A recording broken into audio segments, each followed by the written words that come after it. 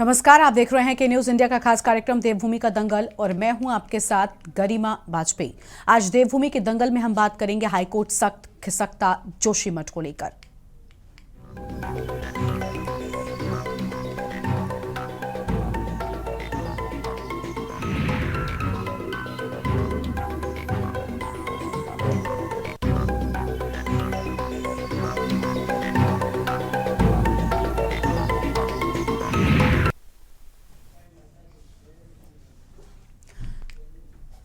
और खिसकते जोशीमठ को लेकर आज हम करेंगे विस्तार से बातचीत। चमोली जिले के जोशीमठ में भूधसाव पर सामने आई वैज्ञानिक संस्थानों की रिपोर्ट ने सरकार की टेंशन बढ़ा दी है। दरअसल रिपोर्ट में कहा गया है कि जोशीमठ पहले ही अपनी क्षमता से अधिक भार उठा रहा है। ऐसे में यहां पर नए भारी निर्माण न किए जाएं। रिपोर्ट में पूरे जोशीमठ के धंसने की आशंका को नगण्य करार दिया गया है। साथ ही प्रभावित क्षेत्र की लगातार निगरानी और विस्तृत भूवैज्ञानिक अध्ययन की आवश्यकता पर बल दिया गया है। राष्ट्रीय आपदा प्रबंधन प्राधिकरण यानी कि एनडीएमए ने अपनी रिपोर्ट में कहा है कि जोशीमठ क्षेत्र को नो न्यू कंस्ट्रक्शन जोन घोषित किया जाना चाहिए और पोस्ट डिजास्टर नीड असेसमेंट ने भी अपनी रिपोर्ट में इस बात का जिक्र किया है। आपको बता दें कि साल 2011 की जनगणना के अनुसार जोशीमठ की जनसंख्या 16,709 थी, जिसका घनत्व 14,054 प्रति वर्ग किलोमीटर था। जिला प्रशासन की माने तो इस संवेदनशील शहर की अनुमानित आबादी अब 25 से 26 हजार के बीच है और इस मामले में नैनीताल हाईकोर्ट में सुनवाई भी हुई है। ये रिपोर्ट देखिए।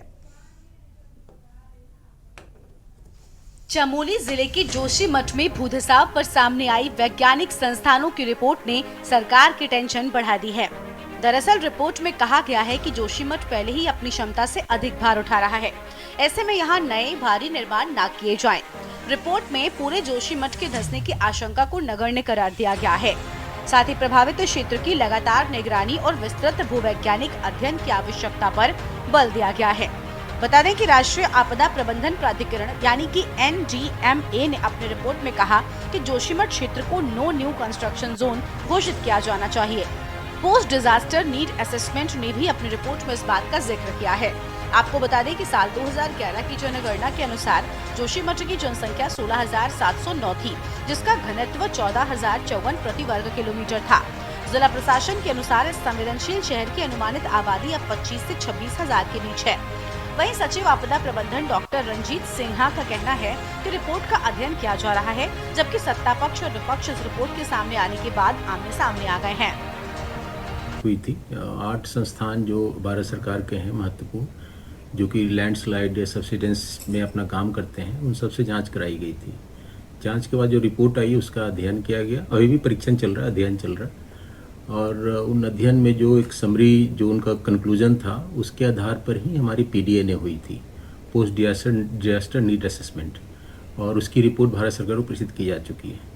और ये सारी रिपोर्ट का उपयोग किया जाएगा जब हमारी डीपीआर जो बन रही है वो, और इसका जब हम काम करेंगे जोशीमठ के स्टेबलाइजेशन के लिए, उसमें इनका उपयोग किया जाएगा। हम निश्चित रूप से ये उत्तराखंड राज्य के लोगों को विश्वास दिला सकती है। राज्य की सरकार अपने मुख्यमंत्री पुष्कर सिंह धामी जी के नेतृत्व में ये विश्वास दिला रही है कि जहां पर भी इस तरीके के दिक्कतें और परेशानियां हैं उनका तुरंत निराकरण किया जाएगा, विस्थापन का काम किया जाएगा और जो भी अविलंब से अविलंब जो कार्रवाई होगी उनके विस्थापन के लिए सरकार करने के लिए कृत संकल्प है। जोशीमठ का जो दर्द है, जोशीमठ की जो पीड़ा है, सरकार शुरू से ही उसको नहीं समझ रही। जोशीमठ के लोग लगातार धरना प्रदर्शन कर रहे थे, सरकार को जो है सुझाव दे रहे थे, सरकार उनको भी नहीं मान रही थी। और जो जियोलॉजिकल सर्वे की रिपोर्टें हैं, वाडिया भूगर्भ संस्थान की रिपोर्टें हैं या इससे रिलेटेड जो अन्य रिपोर्टें हैं वो भी अब सार्वजनिक हुई हैं, तो माननीय हाईकोर्ट के निर्देश पर हुई हैं। आप देखिए ना, सरकार की तो मनसा ही नहीं थी उनको सार्वजनिक करने की। सरकार जो है सच को छुपाना चाहती थी। रिपोर्ट में स्पष्ट तौर पर उल्लेख है कि चट्टानें खिसक रही हैं, तो आप समझ सकते हैं कि जोशीमठ में कभी भी देर से बेर बड़ी आपदा दुर्घटना हो सकती है। वहीं इस मामले में नैनीताल हाईकोर्ट में भी सुनवाई हुई है।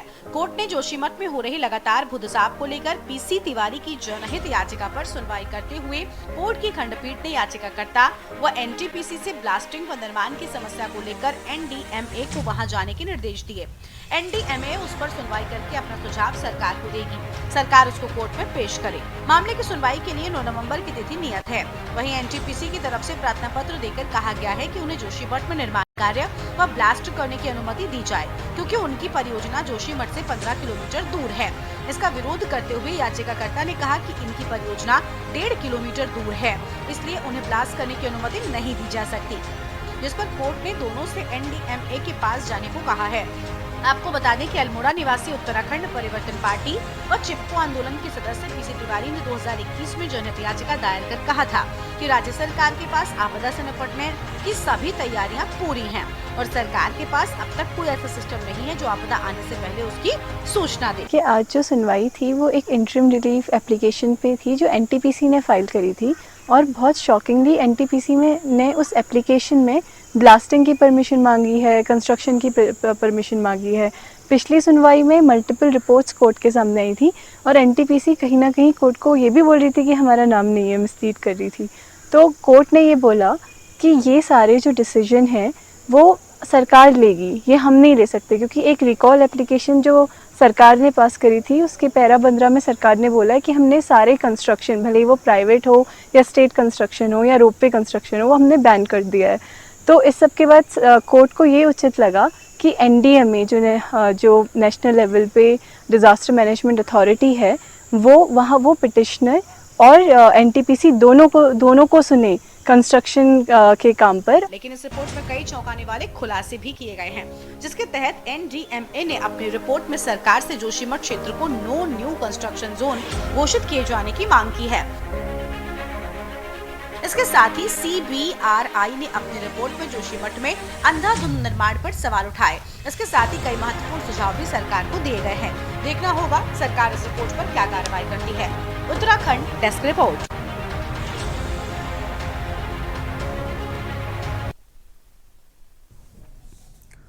और देवभूमि के दंगल में आज उसी मुद्दे को लेकर होगी विस्तार से बातचीत। खास मेहमानों का पैनल हमारे साथ में जुड़ चुका है। सबसे पहले इनसे आपका हम परिचय करवाते हैं। हमारे साथ में रविंद्र कुमार जी हैं, प्रदेश प्रवक्ता हैं, भारतीय जनता पार्टी की ओर से अभी भी जुड़े हुए हैं। शीशपाल सिंह बिष्ट जी हमारे साथ में जुड़े हुए हैं, प्रदेश प्रवक्ता कांग्रेस पार्टी की ओर से हमारे साथ में जुड़ चुके हैं। और शांति प्रसाद भट्ट जी हैं, केंद्रीय प्रवक्ता UKD की ओर से।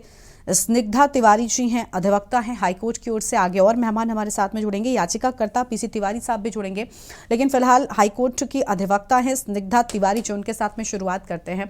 स्निग्धा जी, देखिए एक बहुत बड़ा मुद्दा है जोशीमठ। जिस तरीके से दरारें आई, लोगों के ऊपर तो खतरा ही है बल्कि पूरा उत्तराखंड डरा हुआ है, क्योंकि एक तरफ इतनी बड़ी आपदा आ सकती है, इतना जो दरारें हैं वो क्या कुछ कह रही हैं, मुझे लगता है उन सबको देखकर ही अंदाजा लगाया जा सकता है।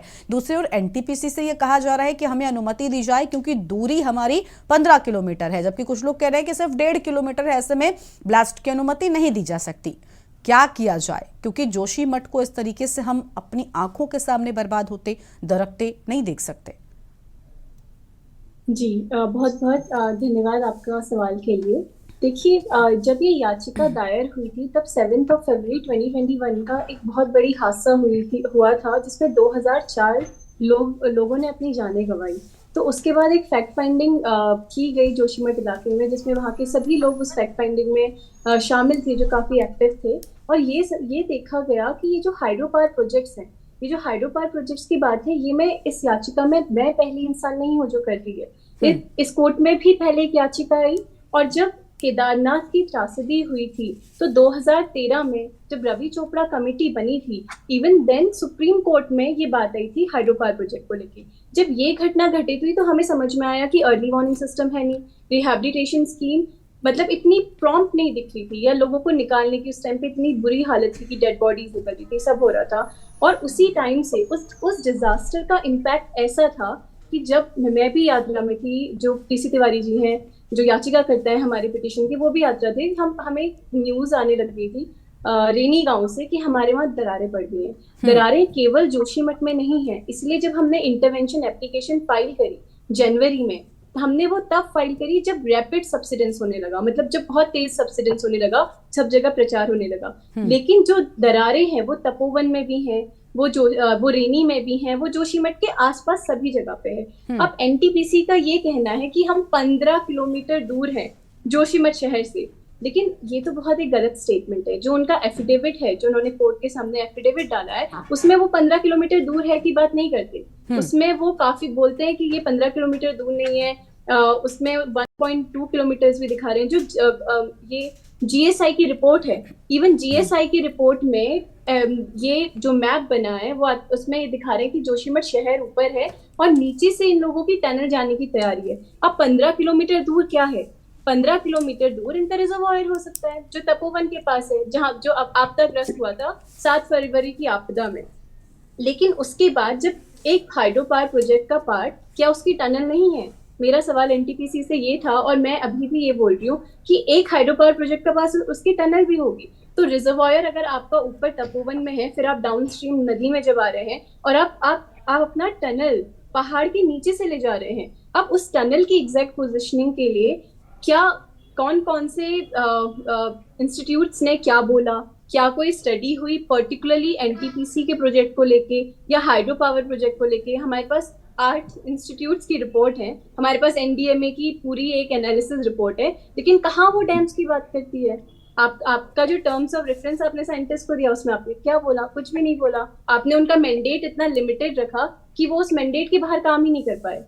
तो ये बेसिकली है उनका क्लेम जो है। हमने जोशीमठ को एनटीपीसी जो कहती है हमने कभी नुकसान नहीं किया, ये बहुत गलत है। मल्टीपल रिपोर्ट्स हैं जो हमने ऑनरेबल हाई कोर्ट में फाइल करी है एफिडेविट के थ्रू। साइंस की रिपोर्ट्स हैं, जियोलॉजी की रिपोर्ट्स हैं, डिफरेंट जो जियोलॉजिस्ट हैं वो इंडिपेंडेंटली लिखे हैं। और इवन जो जियोलॉजी की रिपोर्ट है जो भी मैंने रिसेंटली फाइल करी है, जो 2003 का एक आर्टिकल पब्लिश हुआ है, उसमें डायरेक्टर वाडिया इंस्टीट्यूट वहां पे लिखते हैं, वहां पे तो वो बोल रहे हैं कि on positioning of hydro power project की बात हो रही है कि पोजिशन हाइड्रो पावर प्रोजेक्ट की सेंसिटिव हिमालयन इकोलॉजी में है।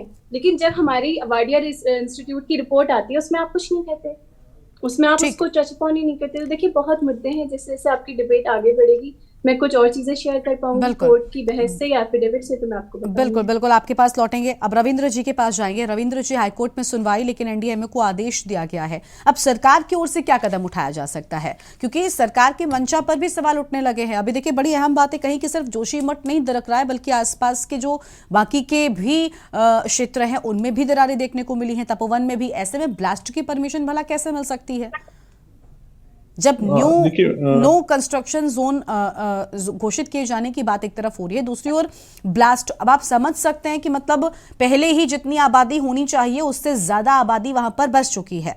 अब इन लोगों को कहां भेजा जाएगा अगर कहीं पर कुछ भी होता है? इसके लिए कितनी तैयार है सरकार?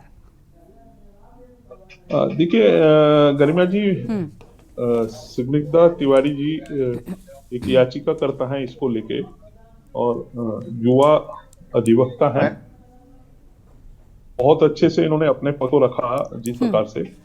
लेकिन मेरे पास भी कुछ अखबार के माध्यम से, क्योंकि पूरी रिपोर्ट जो सार्वजनिक हुई है अभी खुद वहां के जिलाधिकारी ने कहा है कि इसको विस्तृत रूप से जांच कर रहे हैं, तो अभी मेरे पास उसकी पूरी कोई ऐसी रिपोर्ट की कोई ऐसी कॉपी नहीं है। लेकिन अखबार के माध्यम से जो भी पढ़ा है, अब जीएसआई ने एक टनल संबंधी एक सीधा संबंध बताया था कि उसने ये कहा है कि टनल की जो बोरिंग हो रही है वो मशीन की खुदाई से हो रही है मशीनों द्वारा, जिसमें विस्फोट का अभी तक कोई इस्तेमाल नहीं किया गया। लेकिन एनटीपीसी तो खुद अनुमति मांग रहा है। बात हम ये नहीं कह रहे हैं, वो तो अनुमति मांग रहा है कि हमें इसकी अनुमति दी जाए। देखिए मेरे को कोर्ट के पक्ष में क्या चल रहा है क्या नहीं चल रहा है, क्योंकि एक पक्ष आप सुन रहे हैं, स्निग्धा जी बोल रही है, अगर इसी के अपोजिट दूसरा पक्ष अगर अधिवक्ता पक्ष होता जो बताता कि कोर्ट में जो इन्होंने कहा है क्या वह स्निग्धा जी अधिवक्ता ही है हाईकोर्ट की ओर से। रविंद्र जी स्निग्धा जी अधिवक्ता है। पीसी तिवारी साहब आगे जुड़ेंगे हमारे साथ में, जो कि याचिका करता है। नहीं बिल्कुल, मैं उनकी बात को डिनाई नहीं कर रहा, लेकिन क्या होता है टेक्निकली कोर्ट की लैंग्वेज में बहुत सारी चीजें होती हैं। अगर दूसरा पक्ष होता या हमें पता लगता कि वाकई में जो इन्होंने कहा है वो यही कहा है, क्योंकि इनकी सुनी हुई बात को मैं जो ये कहा है मैं सिर्फ सुन ही सकता हूं, उस पर यकीन करना या ना करना ये मेरे उस पे नहीं है, क्योंकि जब तक मैं किसी चीज को देख ना लूं, जैसे अब अखबार की रिपोर्ट आई है या जीएसआई की रिपोर्टें आई हैं कि दरारें जो नए रूप से 42 बनी है 2023 में, या कुछ ऐसी दरारें हैं जो बहुत पुरानी है, उनकी डिग्री भी दी है कि कितने एंगल पे रहने से कितना स्लाइडिंग पे अगर आप मकान बना हुआ है या कोई ऐसा आवासीय है तो वो ज्यादा खतरनाक है। तो कुल मिला के जो रिपोर्ट जीएसआई की आई है उसमें सीधे रूप से मुझे नहीं लगता कि जो लंबे समय से टनल को लेके या एनटीपीसी के उसको लेके जो तरह तरह की बातें होती थी कि 7-8 तरीके की जो भूविज्ञान से संबंधित है या स्लाइडिंग वाले इलाके को जो मॉनिटरिंग करते हैं, उनमें किसी की रिपोर्ट में भी सीधे रूप से इसको संबंध नहीं किया गया। अब आगे विस्तृत रिपोर्ट जैसे जैसे सार्वजनिक होगी या पता लगेगी या पब्लिक डोमेन में आएगी तो पता लगेगा कि आखिर रिपोर्टों में सबकी अलग अलग रिपोर्टों में क्या है। फिलहाल रूप से जो कहा गया है कि ये रहने लायक नहीं है, इसमें आबादी ना बढ़े, जो ज्यादा खतरनाक है। और दूसरा एक और चीज इन्होंने दी है कि अभी ऐसा भी नहीं है कि बिल्कुल कोई बहुत ज्यादा खतरनाक है, कि बहुत ज्यादा खतरा है, लेकिन सर इंतजार लेकिन किस बात का होना चाहिए? बहुत ज्यादा खतरा जो दरारें हैं जो इन लोगों के घरों में है, ये सिर्फ वही लोग समझ सकते हैं। जी जी जी बिल्कुल। खतरा या बहुत ज्यादा खतरा मुझे लगता है तस्वीरों के देख कर ही अंदाजा लगाया जा सकता है। तो रविंद्र जी यहाँ पर ये कहना ठीक नहीं होगा, ये कहना ठीक नहीं होगा। ठीक है, बिल्कुल है। देखिए, लोगों को बहुत नुकसान हुआ है, उनके घर मकान जिस प्रकार से क्षतिग्रस्त हुए हैं उसमें वो वाकई में चिंताजनक बात है। और बात सिर्फ घर मकान तक नहीं है, खतरा सिर्फ किसी एक मकान या 2 मकान को होता तो हम उस चीज को अलग कर सकते थे। पूरे जोशीमठ को खतरा है, पूरे प्रदेश के आपके एक हिस्से को खतरा है, तो उस चीज को बहुत ही ज्यादा सीरियसली लेने की जरूरत है। खैर ठीक है, आते रविंद्र जी, आते हैं पीसी तिवारी साहब अभी भी हमारे साथ में जुड़े हुए हैं, याचिका करता है। तिवारी जी बहुत स्वागत आपका आज की हमारी चर्चा में। मैं आपसे ही शुरुआत करना चाहती थी। अभी आपने सुना अधिवक्ता जी हमारे साथ में है स्निग्धा तिवारी जो, उनको हमने सुना, उन्होंने यही कहा कि देखिए खतरा बहुत बड़ा है और इस तरीके का कोई भी न्यू कंस्ट्रक्शन तो कम से कम आसपास के क्षेत्र में बिल्कुल नहीं होना चाहिए, क्योंकि वो एक बड़ा नुकसान जो है पहुंचा सकता है। आप क्या कुछ कहना चाहेंगे, क्योंकि जोशीमठ दरक रहा है, आपको इसका जिम्मेदार कौन लग रहा है? पहले तो मैं आप लोगों का आभारी हूं कि आपने हमें जोड़ा और इस सवाल को एक व्यापक सवाल बनाने में मदद कर रहे हैं जी। जहां पर हमारा सवाल है, हम अपने छात्र जीवन से ही रैणी उस पूरे इलाके में घूमते रहे हैं, जोशीमठ प्लांटेशन करते रहे हैं, चिपको आंदोलन से जुड़े रहे हैं और पूरे पहाड़ों की लंबी पद यात्राओं में हमने उत्तराखंड को देखा है और विकास की जगह विनाश देख रहे हैं। जब ये 7 फरवरी की घटना हुई थी तब हम लोग बहुत चिंतित थे। तत्काल हम लोग उस मौके पर गए थे और हमने वो टनल में उनके 204 लोग जिनके वो क्लेम करें 204 लोग हैं, वहां से रैणी हम लोग गए, तमाम लोगों से बातचीत की, सरकार की संवेदनहीनता देखी। प्रशासन तो उस वक्त ये बोल रहा था लोगों से जो इनके विचारों के लोग ग्रुप देते, आप बताइए हम कहां पर खोदें कि आपके लोग मिल जाएं। ये वहां पर स्थिति थी। तो हमारा कहना है कि सोचा तो बहुत अच्छा गया, बड़ी अच्छे सपने दिखाए गए, ऊर्जा प्रदेश के दिखाए गए, विकास के दिखाए गए, लेकिन हुआ विनाश क्यों? अगर ये सब कुछ सही था उनकी बातें, तो इतना विनाश क्यों हो रहा है? क्यों हुआ ये विनाश? हिमालय जो इतना संवेदनशील रचना है, उस संवेदनशील रचना के लोगों के सामने इतनी बड़ी विभत्स घटनाएं क्यों आ रही हैं? इसका जवाब तो उनको देना पड़ेगा, क्योंकि उन्होंने कहा था या हमने नहीं कहा था।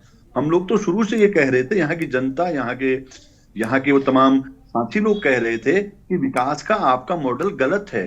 अब हिमालय को समझे बिना अपनी लूट के लिए, अपने फायदे के लिए, अपनी कंपनियों के फायदे के लिए, अपने ठेकेदारों के लिए, अपनी राजनीति के लिए उत्तराखंड जैसे हमारे राज्य की बर्बाद कर रहे हैं। उनके इतने बड़े आश्वासन और इतनी अच्छी बातों के बाद अगर ये परिस्थिति आई है तो उनको बताना पड़ेगा, उसकी जिम्मेदारी लेनी पड़ेगी कि ऐसा क्यों हुआ और उसके लिए वो क्या सजा भुगतने को तैयार हैं। और जब जो आज की स्थिति हमारे सामने है, आज हम फिर हम कागजों पर बात करेंगे, तो आज के बाद भी कौन इस बात की जिम्मेदारी लेगा? और कम से कम अब तो ये तय हो जाना चाहिए कि जो भी संस्था, जो भी वैज्ञानिक, जो भी प्रशासन, जो भी सरकार इस मामले पर अपनी बात कह रही है कि इसको खोलो, तो उसकी जिम्मेदारी ले, और अगर कोई गड़बड़ होता है तो उसकी जिम्मेदारी हो, उसकी आपराधिक जिम्मेदारी हो। हम जैसे जो लोग हैं वो एक सामाजिक राजनीतिक कार्यकर्ता के तौर पर काम कर रहे हैं। हमको वो देखकर, और हमारे लोगों को, हमें अपने लोगों की पीड़ा पता है, हम अपने लोगों को उजड़ते हुए देख रहे हैं, उनके घर टूटते हुए देख रहे हैं, हम बड़े बड़े अधिकारियों की बड़ी बड़ी बातें देख रहे हैं।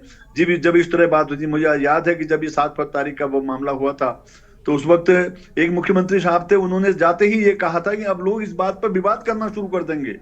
उनको इस बात की चिंता नहीं थी कि 204 लोग मरे, हमारे पास अर्ली वार्निंग सिस्टम नहीं था, हमारे पास किसी के बचाव की कोई तैयारी नहीं थी, हमारे पास उनके उनके उनके घरों को क्या दिया जाए इसकी तैयारी नहीं थी, हमारे पास उसका नक्शा नहीं था उस टनल का। और तो जब हमारे पास कुछ नहीं था तो हम किस आधार पर दावा कर रहे हैं, और क्यों ये रिपोर्ट इतने समय तक दबाई गई, इतने समय तक क्यों दबाएगी, क्यों ये जो हमारे जो संस्थान, हमारी जनता के पैसे पे जो संस्थान खड़े हैं, उनकी रिपोर्ट आते ही पूरी जनता में सार्वजनिक क्यों नहीं किए जा रहे थे। और अभी भी इस पर पूरी बहस होनी चाहिए, पूरी बात होनी चाहिए, सारे वैज्ञानिक, सारे राजनीतिक, सामाजिक कार्यकर्ता, सारे पर्यावरणविद, उनके बीच खुला संवाद होना चाहिए, रास्ता निकलेगा उत्तराखंड का। आज तो कोई भी ऐसा व्यक्ति नहीं, अगर मैं किसी सत्ताधारी दल के वालों से भी पूछूं, किसी से भी पूछूं कि तुम्हारा क्या कहना, वो ये नहीं कह सकता कि अच्छा चल रहा है। जब नहीं चल रहा है तो जिम्मेदारी भी उनको लेनी चाहिए और आगे बात होनी चाहिए। और अब जितना विनाश हो चुका है उसके बाद आगे विनाश नहीं होना चाहिए, और यहाँ के जो स्थानीय लोग हैं, जो यहाँ पर हैं, उनके हितों की रक्षा होनी चाहिए। और लूट खसोट के लिए वो कंपनियां आएंगी, चली जाएंगी, सरकार उनकी मदद करेगी, बड़े अधिकारी चले जाएंगे, वो कहीं बाहर अपना बंगला लगाएंगे, कहीं अपना रिजॉर्ट लगाएंगे, लेकिन उत्तराखंड तबाह होगा और हिमालय तबाह होगा। ये बातें कम से कम अब रुक जानी चाहिए, उसके लिए हम सब लोगों को मिलकर प्रयास करना चाहिए। ठीक है, मैं याचिका करता हूं, हमने बहुत सारे लोगों से कहा था, आपको हम लोगों ने कहा था लोगों से कि आप याचिकाकर्ता बनिए अपने वहां के साथियों से, क्योंकि आप शायद रोज रोज के घटनाक्रम को देख पाएंगे, लेकिन साथी लोग राजी नहीं हुए, तो हम अंततः याचिकाकार के तौर पर सामने आए।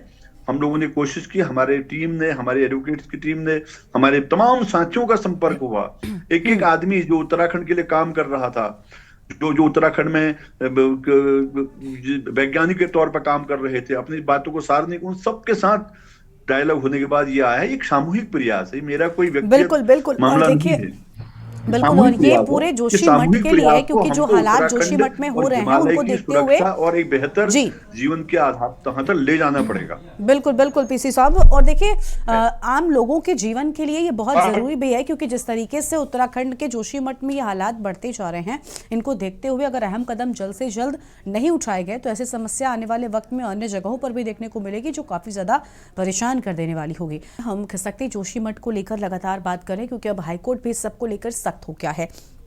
खास मेहमान हमारे साथ में लगातार बने हुए शेषपाल जी के साथ में इस बार शुरुआत करते हैं। प्रदेश प्रवक्ता है कांग्रेस पार्टी की ओर से। शेषपाल जी, क्या लग रहा है, क्या कुछ होगा? क्योंकि एक तरफ सरकार का जो रवैया है उसको लेकर कुछ सवाल उठाए जा रहे हैं और पहाड़ अदरकते ही जा रहे हैं, हाईकोर्ट पे सख्त हो गया है।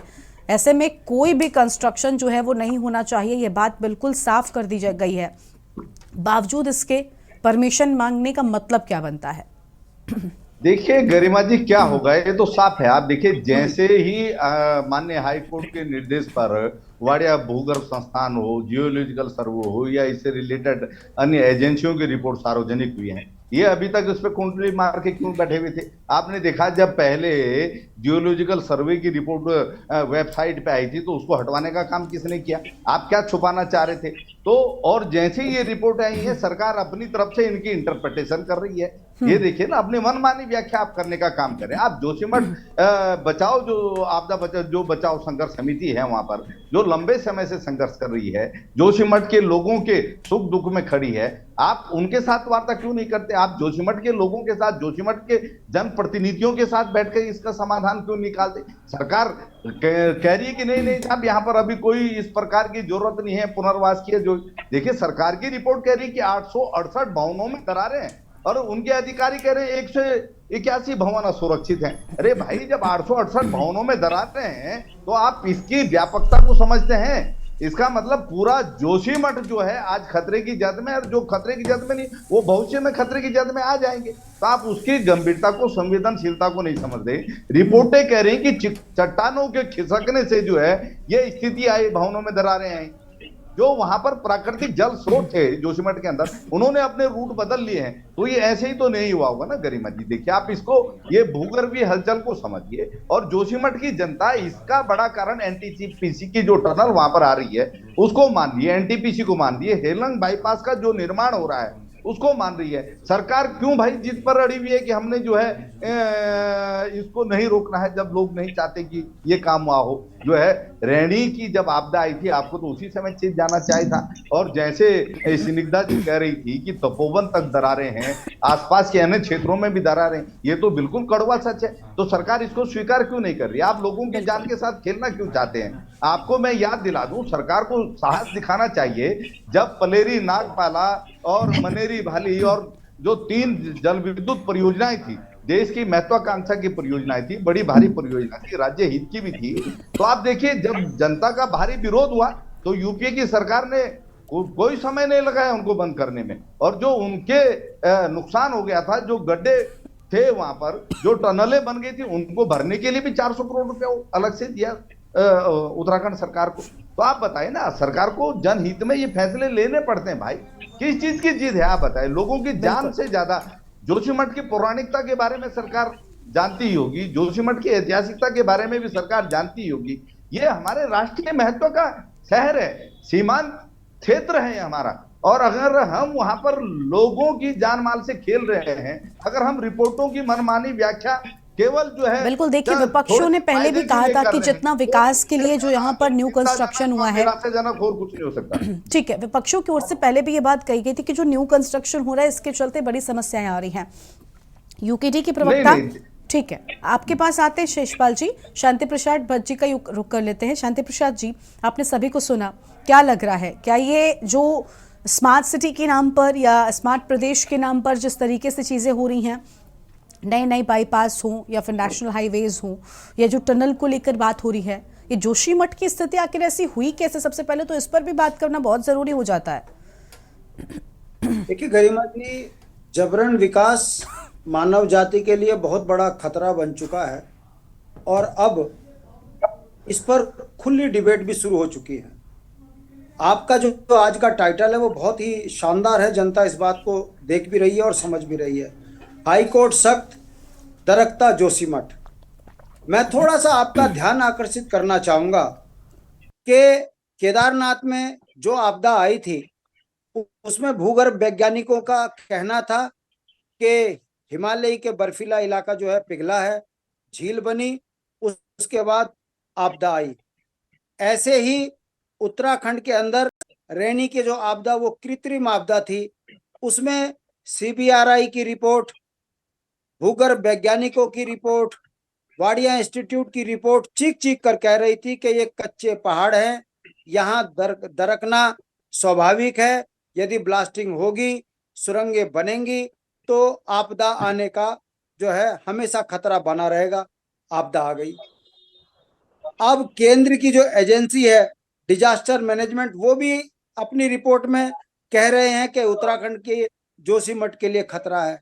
मैं एक बात पूछना चाहता हूं गरिमा जी, ये खाली जोशीमठ का मामला नहीं है।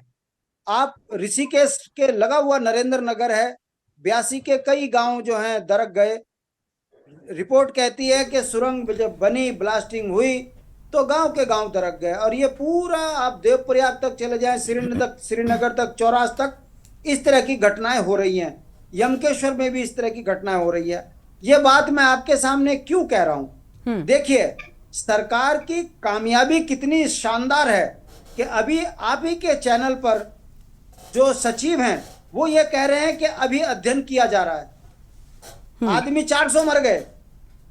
भूगर्भ वैज्ञानिकों की रिपोर्ट चिक चिक के कह रही है कि उत्तराखंड को बर्बाद कर दिया सरकार की जबरदस्ती विकास की योजनाओं ने। और सचिव का बयान क्या आ रहा है कि अभी हम इस पे अध्ययन कर रहे हैं। कब तक अध्ययन चलता रहेगा?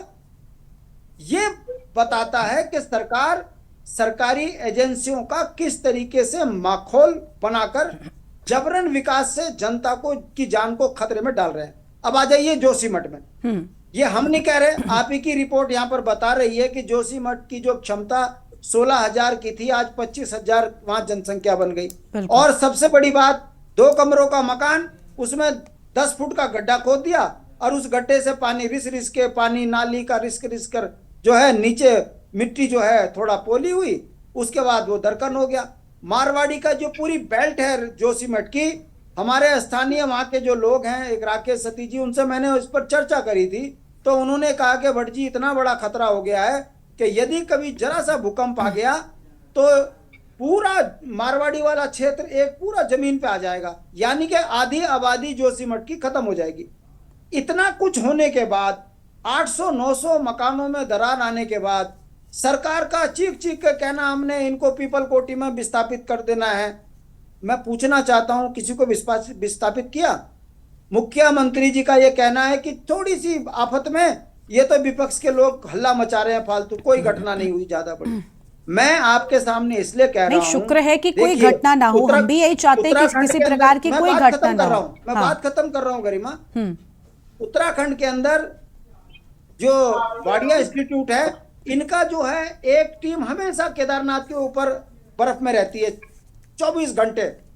उनकी रिपोर्ट का बोलती है कि यदि जिस तरीके का विकास उत्तराखंड के कच्चे पर्वतीय इलाके में हो रहा है, वो चाहे ब्लास्टिंग का हो, जहां आप ही बता रही हो, मैं नहीं कह रहा हूं, एनटीपीसी हाईकोर्ट में झूठा हलफनामा देकर कह रही है कि हमको ब्लास्टिंग की अनुमति दे दो। जनता कह रही है कि 15 से 20 किलोमीटर दूर नहीं है, ये तो 1.5 किलोमीटर दूर है। हमारी वकील, विद्वान वकील बैठी हुई बिटिया ये बोल रही है कि जोशीमठ के नीचे से अगर टनल जा रही है। अब बताइए कि इतना दुस्साहस जब ये हाईकोर्ट के सामने झूठ बोल के कर सकते हैं और सरकार की लापरवाही सचिव बता रहे हैं कि अभी हम अध्ययन कर रहे हैं, तो आप समझ सकते हो कि कितना बड़ा विनाश ये उत्तराखंड के अंदर करने जा रहे हैं कृत्रिम। और अभी आपको एक उदाहरण दे दूं, मसूरी के अंदर केवल 40% कमीशन खाने के लिए इन्होंने बनी बनाई सड़क उतार दी, एक ट्रक गिरा, एक आदमी मर गया। सोचिए यदि मसूरी के अंदर कहीं इस तरीके का दरकन हो गया तो पूरा देहरादून नीचे आ जाएगा। ये मैं आपके सामने इसलिए कह रहा हूं कि उत्तराखंड के अंदर जो वर्तमान सरकार है, ये पूंजीपतियों की सरकार है, इन्हें पैसा कमाना है, इसीलिए आनन फानन के अंदर हर योजना को पास कर कर ना ये भूगर्भ वैज्ञानिकों की सुन रहे, ना ये प्रशासन की सुन रहे। मैं सचिव आपदा के जो अभी बोल रहे थे, उनकी मजबूरी मैं समझ सकता हूं कि वो सरकार की जय जयकार के अलावा कुछ नहीं कर सकते। हकीकत ये है कि उन्होंने ही मुंह पे सरकार के तमाचा मार दिया कि घटना हो गई, हाई कोर्ट ने सख्त एक्शन ले लिया और सचिव अध्ययन पर लगे हैं। मुझे लगता है यह अध्ययन सरकारें चली जाएंगी, अध्ययन खत्म नहीं होगा। ये बताने के लिए काफी है कि आप जैसे चैनल उत्तराखंड की हकीकत, सरकार की नाकामी जनता के बीच में ला रहे हैं और रिपोर्टें भूगर्भ वैज्ञानिक से लेकर जो इनकी जो है केंद्र की डिजास्टर मैनेजमेंट की अथॉरिटी के लोग की रिपोर्ट ये बता रही है कि उत्तराखंड के अंदर सरकार नाम की चीज नहीं है। यहाँ का जनमानस को इन्हीं के हाल पे छोड़ दिया है और जिस तरीके का खतरा आगे आ रहा है, पर्यावरण बिगड़ रहा है, पानी का खतरा बढ़ेगा। हमारी चिंता है कि यदि उत्तराखंड के अंदर पर्यावरण बिगड़ा तो देहरादून से बाहर दिल्ली तक लोग पानी के लिए कत्लेआम मचाना शुरू कर देंगे। देश के अंदर पानी का संकट आ रहा है, हम वहां तक चिंता कर रहे हैं। दुर्भाग्य यह है कि हमारी सरकार बेईमान है और सरकार जो है सरकारी एजेंसियों का मखौल उड़ाकर उत्तराखंड को संकट में डाल रही है। ऐसा नहीं होना चाहिए। ठीक है, शांति प्रसाद जी आते हैं आपके पास। ठीक कर कह रही है कि भारतीय जनता पार्टी की बेईमानी जग जाहिर हो चुकी है। देखिए, नुकसान जब आम जनता को होगा ना, ऐसे में अगर जोशीमठ पर कोई खतरा आता है तो मुझे लगता है सभी सरकारों को, विपक्षियों को भी और सत्ता पक्ष को भी कभी कभी राजनीति से उठकर सोचना चाहिए। और ये ऐसा मुद्दा है क्योंकि प्राकृतिक आपदा भी हम इसको कहेंगे, लेकिन कहीं ना कहीं ये हमारी आपकी गलती के चलते ही होते हैं। ऐसा नहीं है कि इसमें हम इंसानों का कोई भी अहम किरदार नहीं होता। जब हम पर्यावरण के साथ खिलवाड़ करते हैं तभी ऐसी प्रकृति के रौद्र रूप हमें देखने को मिलते हैं। इस बात को स्वीकारा जाना चाहिए कि जोशीमठ में जिस तरीके से या पहाड़ों पर जिस तरीके से विकास के नाम पर चीजें हो रही हैं, कहां किस जगह पर कितना विकास कर सकते हैं, किस जगह को कितना स्मार्ट बनाया जा सकता है, इस पर विचार करके अगर काम किया जाए तो बेहतर होगा। क्योंकि नुकसान जब होगा, जोशीमठ में ऐसा नहीं है कि सिर्फ कांग्रेसी बसते हैं या फिर बीजेपी वाले बसते हैं, यूकेडी के, ये जनता है, इसमें हम आप सब हैं। खैर, आगे बढ़ेंगे। याचिका करता है हमारे साथ में पीसी तिवारी साहब, उनसे जानेंगे। पीसी साहब, देखिए अभी विकास को लेकर ही बात हो रही थी, मैंने भी कहा कि रविंद्र जी इसके बाद आपके पास ही आते हैं, एक बार पीसी तिवारी जी की एक प्रतिक्रिया, उसके बाद आपके पास ही आएंगे। विकास ही किया गया। जोशीमठ में जब रिपोर्ट सामने आई थी, जब पहली बार दरारों को लेकर चीजें सामने आनी शुरू हुई, जिसके बाद रिसर्च की टीमें पहुंची, लोगों ने घरों में जाकर भी रिसर्च किया, लोगों की लोगों की चिंता से ऊपर बढ़कर जोशीमठ की चिंता अगर करेंगे ना, पूरे जोशीमठ की, कहीं ना कहीं गलती हुई है। आप भी याचिका करते हैं, आप इस बात को मानेंगे कि लोगों की भी गलती है, क्योंकि कहीं पर अब आप समझिए ना कि 16,000 लोगों की क्षमता थी। ये पहले 16,000 लोग यहां पर बसते थे, अब ये साल दर साल वृद्धि होती चली जा रही है। जिस जगह पर 15 से 16,000 लोगों की क्षमता हो, वहां पर 25 से 26 या 30,000 लोग जाकर बस जाएंगे, तो ऐसे में ये भार है और प्रकृति भार नहीं उठा सकती उतना। अब प्रकृति फिर अपने हिसाब से जवाब देती है। क्या लोगों को, जिम्मेदारों को भी इस बात का ध्यान रखना चाहिए कि ऐसा ना हो सके? क्योंकि पहाड़ों पर जो आपदाएं आ रही हैं उसके जिम्मेदार भी कहीं ना कहीं हम ही हैं, क्योंकि हमने पहाड़ों को अब जिस तरीके से व्यवसाय में तब्दील कर दिया है ना, इसका नतीजा ही कहीं ना कहीं प्रकृति के इस रौद्र रूप के तौर पर सामने आता है। मानेंगे आप इस बात को? सहमत हैं आप? कुछ अपील करना चाहेंगे किसी से? अनम्यूट करें। लेकिन इसका हाँ बोलिए सर, रेगुलेशन बोलिए। किसको करना है? इसका रेगुलेशन किसको करना चाहिए? क्या किसी योजना को हम तय करते हैं? बिल्कुल जिम्मेदार, मैंने कहा ना जिम्मेदार सरकार। हम जो सारे लोग हैं, वो जो आम जनता है, वो कभी भी चीजों को तय नहीं, वो कोई गांव की योजना भी तय नहीं कर रही। इन्होंने जो अपना मॉडल बनाएंगे, अधिकारी जिस मॉडल को तैयार करेंगे और वो जो कहेंगे वो होगा। हाँ, मैं आपको बागेश्वर का उदाहरण देता हूँ। एक बागेश्वर इतना खूबसूरत जिला है, उसका जिला मुख्यालय है, एक धार पर डीजी है और दूसरे धार पर डीएम का ऑफिस है। तो जब अधिकारी तय करते हैं, सरकारें तय करती हैं, और हमारा भागीदारी वाला विकास है ही नहीं, जो जनता प्रभावित होती है उस जनता को तो पूछा ही नहीं जाता है। और जो बड़े लोग होते हैं वो सारी चीजें कब्जा लेते हैं, और जो बाकी लोग होते हैं कुछ लालच में, कुछ लाभ के लिए, और कुछ जो है बहुत मजबूरी में उन इलाकों में जाने को मजबूर होते हैं। तो ये तो सरकार की जिम्मेदारी है कि वो किसके पक्ष में सोचती है, किसके बारे में बात करती है, और लोगों को जरूर अपना रवैया बदलना चाहिए और उस रवैये को बदलते हुए लोगों को आगे बढ़ना चाहिए। लेकिन सरकार को कोई भी विकास, किसी भी इलाके का विकास जिनके लिए होता है, उनकी भागीदारी के बिना, उनकी सोच के बिना कोई भी अगर चीज होगी तो उसमें हमेशा दिक्कतें आएंगी। ठीक है। आज जो उत्तराखंड के अंदर जो पर्यावरण बदल गया है, हाँ। जो 4 धाम सड़क बन रही है, जो उत्तरकाशी में जितने जल विद्युत परियोजनाओं का मामला है, अल्मोड़ा के अंदर, अल्मोड़ा के पास पिथौरागढ़ और तमाम चीन और नेपाल से जो ये जो 2500 डैम बनने वाली बात है, हम उसकी सुनवाई में थे, जन सुनवाई में थे। तो हम देखते हैं कि जन सुनवाई होती ही नहीं है। जोशीमठ के साथी बताते हैं कि जब जन सुनवाई हो रही थी तो चांदी के जो प्लेट बांटी गई वो सामने आई। तो सब कुछ एक भ्रष्टाचार और बेईमानी है, और ये बड़े लोगों के पक्ष में माहौल बनाने का काम है। इसलिए इस बात, इतनी खुली बातें होंगी। विकास, आपने विकास का वायदा किया, आपने विकास की रूपरेखा रखी, अब वो विकास हुआ या नहीं हुआ, इस सवाल पर आपको जिम्मेदारी लेनी पड़ेगी। और हमारे लोगों को भी केवल ये नहीं सोचना पड़ेगा कि मैं कहाँ रहूंगा।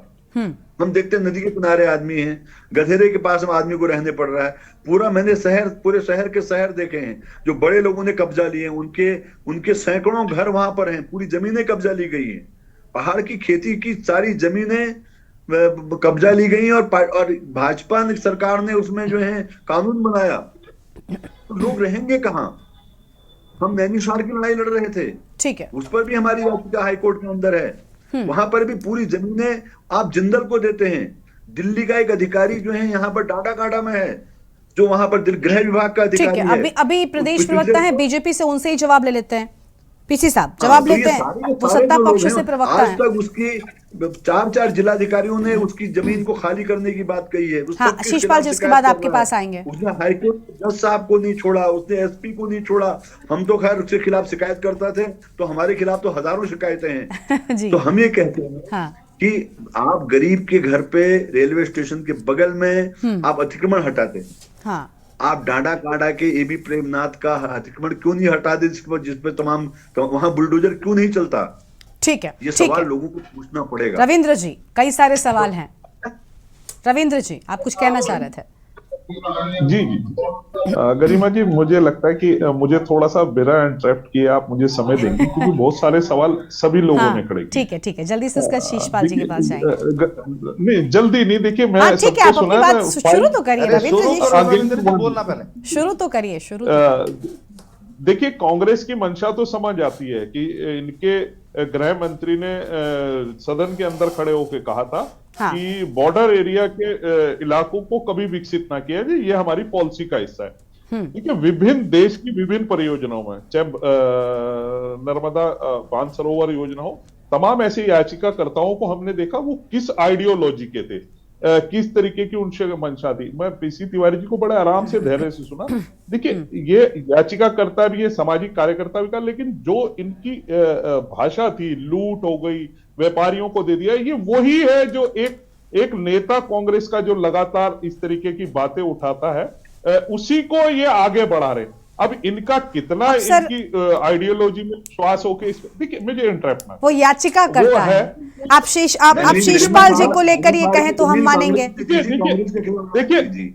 देखिए मैं आपको बड़े इंटरप्ट कर रही हूँ, मैं आपको सुनूंगी, पूरा सुनूंगी।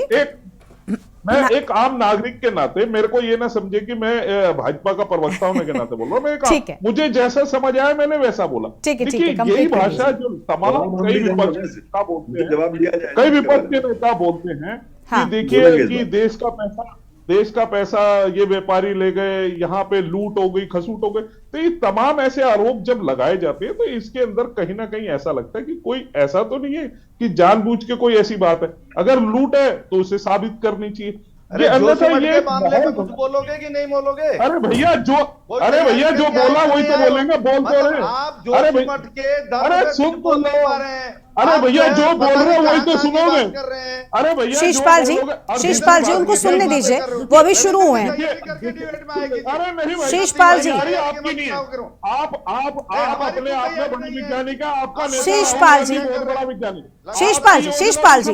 शीशपाल जी प्लीज थोड़ा सा वक्त तो देंगे ना, वो आए तो उनकी बात सुनेंगे हम। देखिए, चाइना के साथ MIU जो साइन है वो तो हमें समझ आता है, और चाइना का बॉर्डर लगता है। प्लीज आपस में कोई बातचीत नहीं। शीशपाल जी प्लीज, शीशपाल जी प्लीज, शीशपाल जी को म्यूट कर दीजिए।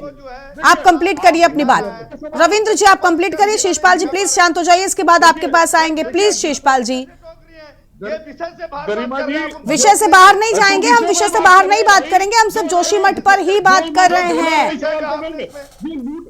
पीसी तिवारी जी ने लूट खसूट की बात करी, मैं इनसे पूछ रहा हूँ कौन सी लूट करूंगा। सर मैं प्रमाणित सुनिए बिल्कुल सर, मैं इंतजार करूंगा। आप सुनिए, आपके मुख्यमंत्री के पास रिपोर्ट पहुंची हुई है। आप डाटा सर पीसी साहब जल्दी से, पीसी साहब देखिए वक्त बहुत कम है, जल्दी से आप रविंद्र जी, उसके बाद जल्दी छोटी छोटी प्रतिक्रिया हम सबकी लेंगे। हमने देखिए, शांति प्रसाद भट्ट जी ने एक बात कही थी, जबरन विकास। देखिए, जबरन ऑफिस पे कब्जा तो सुना था, जबरन अध्यक्ष पद पे कब्जा तो सुना था, ये जबरन विकास की एक नई गाथा जो इन्होंने गढ़ी है। लेकिन सर ये बात तो खुद आपके प्रदेश के वासी कह रहे हैं, ये आपके प्रदेश के वासी कई बार कह रहे हैं कि भाई आपने ऑल वेदर रोड हो या कई और ऐसे नेशनल हाईवेज हो जो उनको जबरदस्ती बनाया, जहां पर नहीं हो सकते थे ब्लास्ट, जहां पर नहीं संभव था चीजों को कर पाना, वहां पर भी हुई। वैज्ञानिकों ने 7 किस्म की एजेंसियों जो विज्ञान से संबंधित है, उन्होंने किसी ने नहीं कहा विस्फोट हुआ। अब ये आप अपने मन से धारणा कहीं बनाना चाहते हैं तो बनाते सर, अपने मन से कोई ही कुछ थोड़ी कहता है। जैसे NTPC कह रहा है आपको सीधा कहना चाहिए नहीं अनुमति देंगे ब्लास्ट की, यहाँ कोई अपने मन से बनाने वाली बात नहीं है। ठीक है, देखिए सुनिए, हाँ जल्दी से रविंद्र जी, बहुत कम समय, बस जल्दी से कंप्लीट करिए, सबकी प्रतिक्रिया छोटी-छोटी। देखिए, पीसी तिवारी जी ने एक बात कही थी कि जब कोई भी जगह का विकास होता है तो वो लोगों से पूछना चाहिए। मैं इनसे पूछना चाहता हूं कि क्या जब 16,000 लोग वहां बस रहे थे, जबकि 72-76 की रिपोर्ट ये कहती थी कि यहाँ पे एक भी आदमी नहीं बसना चाहिए, क्या लोगों से पूछ के किया था? और नरेंद्र तिवारी जी जिस समय पहली बार प्रथम मुख्यमंत्री थे, उसी समय उनके काल में वो रिपोर्ट भी आई थी। और उस समय देखिए, जब पहली बार सरकार उत्तराखंड में कांग्रेस की आई थी, उस समय यूकेडी भी थी। क्या यूकेडी ने कहीं सदन में एक बार प्रश्न उठाया कि जोशीमठ वाला मामला भी ध्यान रखा जाए, इस पे ऊपर क्या कार्रवाई हो रही है, यहाँ आबादी ना बढ़े? तो ये तमाम तरीके के सवाल हैं जो ये नहीं बताएंगे, ठीक है सर, जो पहले हुआ अब उस चीज को तो हम नहीं उस पर विचार कर सकते, लेकिन अब किसी ने गलती की तो उसे आप दोहराएंगे, ये तो नहीं कहकर आप बच सकते हैं। हम मान लेते हैं कि उन्होंने गलती की, लेकिन आप दोहरा क्यों रहे हैं? अब आप सख्त हो जाइए, अब जिम्मेदार आप हैं, सत्ता में हैं। ये बात बोलते रहे हैं। ठीक है शीशपाल बार जी, बोला है। अगर आपको लूट से परेशानी है, तिवारी जी बड़े तो सम्मान के साथ मैंने पूछा है आपसे, मेरे मन में प्रश्न आया कि ठीक जब है, ठीक है, रविंद्र जी, रविंद्र जी, ठीक है, हो गया। रविंद्र जी, सरकारों ने क्या लोगों से पूछा था? रविंद्र जी, हो गया। रविंद्र जी, हो गया, ठीक है। रविंद्र जी प्लीज हो गया। अभी स्निग्धा जी को सुनते हो, कुछ कहना चाहती हैं, उसके बाद शीशपाल जी को भी सुन लेते हैं। आपकी सरकार ने आज तक, या कांग्रेस की सरकार ने आज तक राज्य बनने के बाद भूमि का बंदोबस्त नहीं किया है। ठीक है तिवारी जी, देखिए दोनों को ही मौका मिला, ना कांग्रेस ना बीजेपी। तिवारी जी, कोई भी नहीं कह सकता, दोनों को बराबर उत्तराखंड ने मौका दिया है। जो स्थिति ऐसा नहीं कि उसमें किसी का सिर्फ एक हाथ है, और यूकेडी अगर कह रही है तो ठीक है, लेकिन चाहे बीजेपी हो या कांग्रेस, सब सत्ता में रहे हैं, अपने अपने वक्त में सबसे कमियां हुई हैं। ठीक है, स्निग्धा जी कुछ कह रही है, उसके बाद शीशपाल जी के पास जाएंगे। तिवारी जी आते हैं आपके पास। तिवारी जी शांत हो जाइए।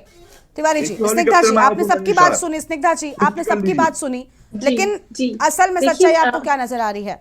बहुत बहुत धन्यवाद आपका। देखिए मैं कुछ चीजों के बारे में लाइट और डालना चाहती हूँ आपकी डिबेट में। मैं एज एन एडवोकेट आई हूँ और एज ऑफिसर ऑफ कोर्ट मेरी ये जिम्मेदारी बनती है कि मैं आपको आपके सामने सत्य लाऊं।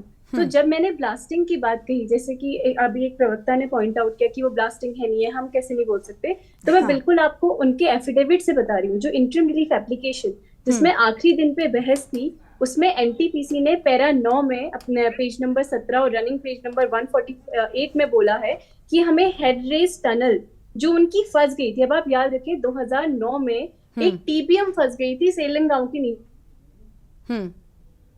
जो त्रासदी हुई थी वो 7 फरवरी की है 2021 की, लेकिन 2009 में ही एक टीबीएम फंस गई थी और वहां से एक पूरा गश ऑफ वाटर बाहर आया था। तो अब ये जो कोर्ट से परमिशन मांग रहे थे, जिसका मैंने पुरजोर कोर्ट में विरोध किया, आप ब्लास्टिंग की परमिशन मांग रहे हैं। और मैं केवल ये नहीं कह रही कि कंस्ट्रक्शन की परमिशन मांग रहे हैं। एनटीपीसी को आप एक अलग एंटिटी देखिए अभी। और क्योंकि जब उत्तराखंड सरकार का एफिडेविट आया था, उत्तराखंड सरकार ने अपने एफिडेविट में 15 पैरा पेज नंबर 15 और पैरा नंबर 15 में सरकार ने बोला we have banned all constructions in and around Joshimath, और whether it is a private construction और the construction of the state.